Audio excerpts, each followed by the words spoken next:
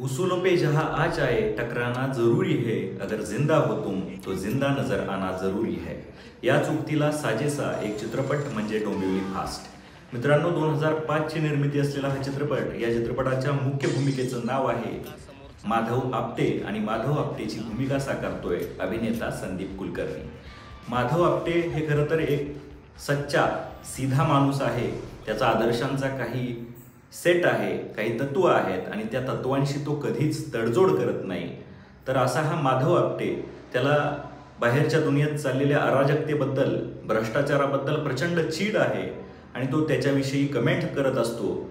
मात्र त्याची बायको त्याला म्हणते की अशा वायफळ गोष्टी बोलून फक्त काही होणार नाही, काही साध्य होणार नाही, तर तुम्ही त्या बदलल्या पाहिजेत.